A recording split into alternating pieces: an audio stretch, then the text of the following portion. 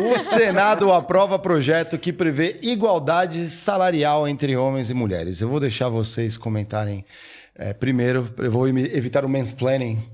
Olha, isso tinha sido uma sugestão do ano passado, né? Plataforma ali acho que eles comentaram.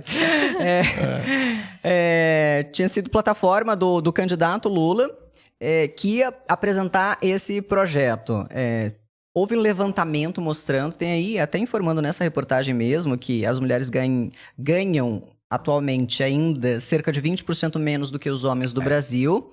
E eu posso falar que onde eu trabalhei, olha, as mulheres ganham menos, assim, de uma forma geral. Tem mulher que ganha mais? Tem mulher que ganha mais do que alguns homens, mas de forma geral, quando você vai assim, eu faço a mesma coisa, parece que ganha menos. Então, inclusive teve processo lá, né? Não consigo explicar por quê. Qual a razão disso? Qual o sentido disso? A gente vem de uma formação, de um estado patriarcal. E não é só o Brasil, é o mundo, né, gente? A gente vem de uma sociedade em que foi introjetada essa cultura e muito fortemente, no nosso caso, pela Igreja Católica, por causa da dominação mesmo, né? Das regras ditadas. E aí a gente foi aprendendo, e a mulher tem que ficar em casa. Isso obra de propaganda, de marketing, que foi direcionada antigamente. As mulheres têm que ter a dona de casa. A mulher boa é aquela que fica em casa cuidando do marido, do filho, da casa. Tá linda, perfumada para quando o marido chegar e ele, trouxer o dinheiro e aí tá tudo arrumado para ele. A gente vem de uma sociedade assim. E a gente acha, muita gente hoje, graças a Deus, nós estamos eu sempre falo que nós estamos num momento de mudança. E aí é momento de mudança e por isso que eu defendo uma parcimônia em determinados contextos. É um momento de mudança em relação a machismo, a racismo, a transfobia, a homofobia. Nós estamos nos adaptando a isso. Então eu acho que a gente, tudo bem, vou te desculpar dessa vez. Mas aprende. Eu acho que a gente ainda precisa fazer isso em algumas situações. Mas depois que falou e não aprendeu, aí também é demais, né? Mas eu acho assim, muitos homens hoje, eles já participam da vida doméstica, eles já colaboram em casa, eles cuidam das crianças, então estamos conseguindo que isso seja reconhecido, né? Que o trabalho da mulher é muito forte em casa doméstico. Então, não tem sentido ser trabalho da mulher, porque não pode ser trabalho do homem. Afinal de contas, todo mundo suja casa, suja prato, tem filho, do mesmo jeito, tanto o homem quanto a mulher. Então, é responsabilidade dos dois. Então, nós estamos nesse processo de mudança, mas, infelizmente, ainda tem muita coisa introjetada na nossa cabeça por causa da nossa cultura. Aqui mesmo no Brasil, até, vou me lembrar o ano, 1900, não vou me lembrar o ano de cabeça agora, mas antes da minha mãe nascer, minha mãe nasceu em 1951. Não me mate, mãe. Jovem. Minha mãe nasceu em 1951. Antes da minha mãe nascer, se não me engano, antes do meu avô nascer, ou foi no meio do meu avô, a legislação que disse assim, agora a mulher pode assumir uma profissão, sem que o marido ou o pai liberem. Antes precisava de uma autorização. Antes a mulher para trabalhar fora precisava de uma autorização do marido ou do filho validando isso. Nossa. Ela não tinha autonomia. Como se fosse uma propriedade. Então assim, aí você entenda, vamos trazer para a realidade, que é um exercício que eu sempre falo. Meu avô foi criado nesse contexto. Então para ele a mulher ela assim, porque era a sociedade assim. A minha avó também foi criada nesse contexto, então ela passou isso para os filhos também. A minha mãe nasceu sendo criada desse jeito, então ela também passou isso para mim. Entende? Porque isso era a realidade antigamente. Isso só mudou, se não me engano, em 1962. É isso, eu acho que é. E como estatuto que alterou isso e deu mais autonomia civil para a mulher. Ela não tinha autonomia civil.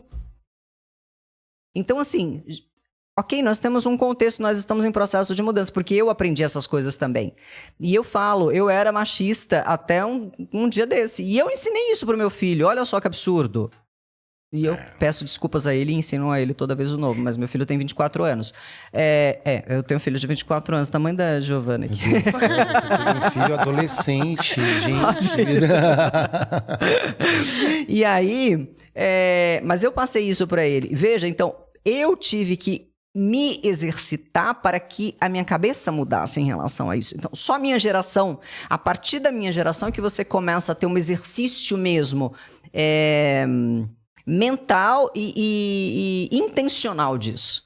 Antes a gente não tinha isso. Então, eu acho que a gente precisa ter cuidado com as gerações mais antigas, porque elas foram criadas de outro jeito. Então, a gente tem que ter um pouco mais de paciência com eles. Mas da nossa geração para frente, aí não. Aí a gente já tem que dizer, não, amor, vamos mudar, vamos melhorar as coisas, né? A gente entra num ponto delicado, justamente olhando tudo isso que a Michelle está falando, porque a gente sabe que nos cargos de liderança, principalmente quando a gente olha para as grandes companhias, a gente tem pessoas mais velhas. Isso é natural, é um processo natural que as pessoas vão evoluindo ali na carreira e assumindo esses cargos. E que continue assim, que não tem esse negócio de etarismo, de tirar as pessoas com mais idade, porque cabeça branca faz a diferença. Exatamente. No mundo corporativo, no mundo empresarial e na vida. Aqui o CEO tem cabeça branca. É nos isso. Estúdios. O Geiger. Alô, André Geiger.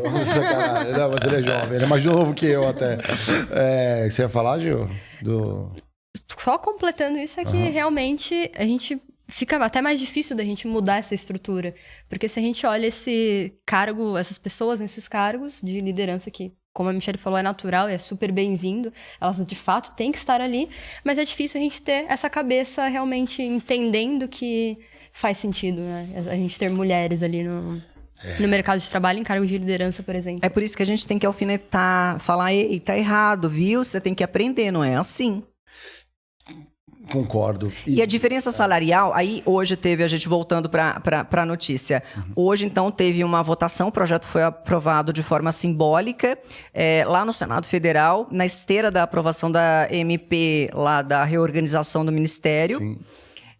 Então ele foi aprovado logo na sequência, eles validaram isso, já tinha sido aprovada pela Câmara, o projeto de lei, portanto vai para a sanção agora do presidente Lula. A minha grande questão em relação a isso é como de fato, de forma prática, isso vai ser cobrado das empresas. Porque veja, empresa de capital privado, que não é capital aberto, que não é aberta, não é SA, ela não presta conta. Não precisa abrir os seus gastos. Então, não precisa abrir quantas pessoas recebem. Para dizer você recebe mais, você recebe menos. E as pessoas também, os trabalhadores, eles vão ter a sua privacidade invadida da iniciativa privada, não do servidor público, porque já é aberto, porque tem que ser porque é serviço público. Mas, na iniciativa privada, você vai abrir o salário de todo mundo assim? Então, gera uma discussão. E como isso vai ser? Como vai ser essa fiscalização? Então, assim, é um projeto de lei... Vamos criar o selo. É assim que funciona. Cria um selo. E a gente faz a avaliação nas empresas. Não precisa revelar nomes, mas este selo... Garante. É um ISO do equilíbrio. O ISO da igualdade. Aí, galera, não rouba ideia não aqui. Nós estamos fechando um negócio aqui, bolando um negócio, hein? Vocês estão vendo, mas é isso. Então, eu quero ver isso como se dará na prática. É bom ter um projeto de lei, é bom ter uma coisa escrita no papel. Olha, os salários têm que ser iguais, não pode ter diferença. É bom. Seria necessário? Não deveria ser necessário, né? Não deveria ser necessário. Mas tem um ponto interessante nessa proposta, é que o projeto traz aqui a necessidade das empresas que têm mais de 100 funcionários publicarem relatórios semestrais de transparência ali com os salários desses funcionários. Então... é uma medida, a gente não sabe se funcionaria bem na prática. Eu acredito que vai ter reclamação em relação a esse ponto, jurídica depois. Mas... interessante. É um ponto que traz muitas discussões. É uma proposta muito difícil da gente conseguir analisar e até considerar de fato a transparência das empresas. Até onde essa transparência vai ser cumprida de fato. E quem fiscaliza? Quem cobra? Quem diz? O que é de fato aquilo? É muito fácil. E se a gente dizer também, você coloca também mais um trabalho, né, para a empresa. Vamos combinar? Porque a empresa também no Brasil ela é tão penalizada de forma tributária. Estamos Congresso Nacional está revendo isso, né? Uhum. Mas burocraticamente a empresa no Brasil ela é muito demandada. E aí você joga mais uma atividade para a empresa aí fazer isso também. E uma empresa com 100 funcionários, ela não é uma grande empresa, né? Assim, não é uau, é uma empresa, mas não é uma grande empresa. Então, assim, o pequeno empresário, inclusive, o micro e o pequeno empresário são os que mais sofrem, né? Como vai se adequar, né? Entra no custo... É o custo da lei, né? A gente espera que as pessoas façam sem a necessidade de uma lei impor isso. Esse é o ponto. Porque deve ser feito. Porque não tem sentido não ser.